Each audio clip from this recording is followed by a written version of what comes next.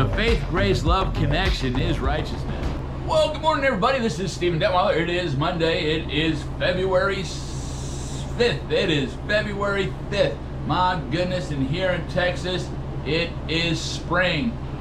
This week will be the last week for the winter background because in Texas it is spring. We don't see anything cold happening for the extended forecast. So once we hit March, we're there. So let's enjoy the Christmassy, wintry background. We are discussing a sign of the time. The sign of 2 cycles of cicadas that happen only once every 221 years. Now, we discussed the last time it happened, and that was in 1803, and we saw the various things that happened and how they compare to today. Go back to last week and go through those. They're only 5 to 10 minutes long, and there's a lot of good information about the prophetic happening right now. So what we're going to do now is there's prominent numbers that show up in this prophetic cyclical event. God works in cycles, God works in times, God works in seasons.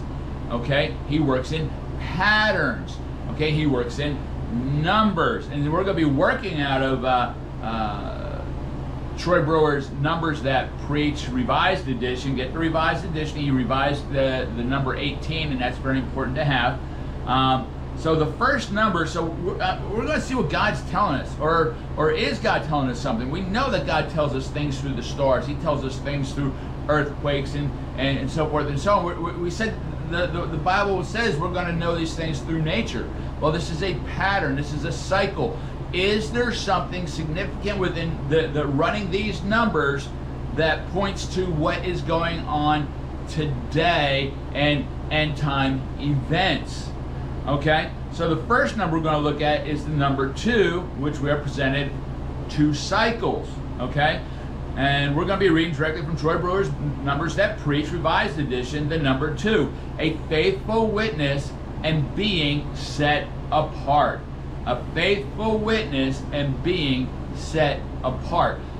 Are we not supposed to be the faithful witness of Jesus Christ and live a life set apart from the world? And is that not supposed to be more significant? Of course it is. This number also has to do with manifest power. We are a body that's supposed to be operating in the power of God. We're supposed to have a testimony. It means testimony.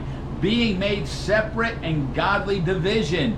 Being made separate and godly division.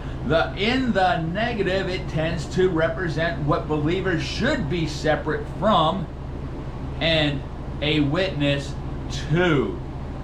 Do you know what you're supposed to be separate from and a witness to? We gotta have this down. This is a word for us from the Lord in cycles through nature.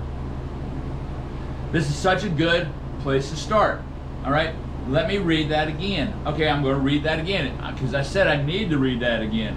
The number also has to do with manifest power, testimony, being made separate, and godly division.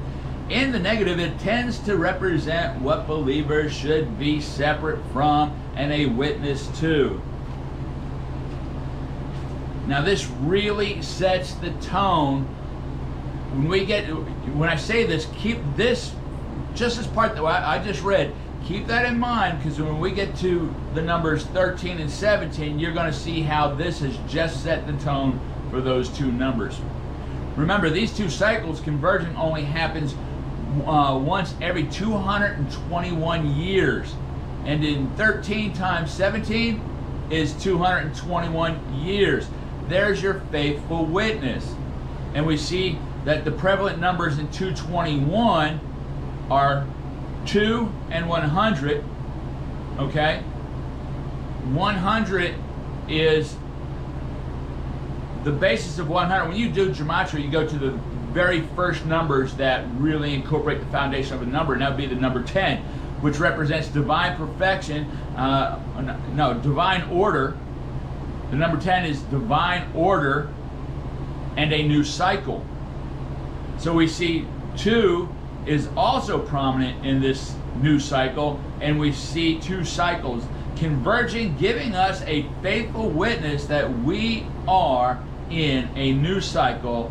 And 21, as we see it twice, will have something to do with this cycle. So we will be addressing 21. So let's get back to the prominence of the number 22 in Troy Brewer's book, Numbers That Preach, Revised Edition, in tomorrow's broadcast. There's a lot here. I want to get this across. Kind of fumbled through this one. Bear with me.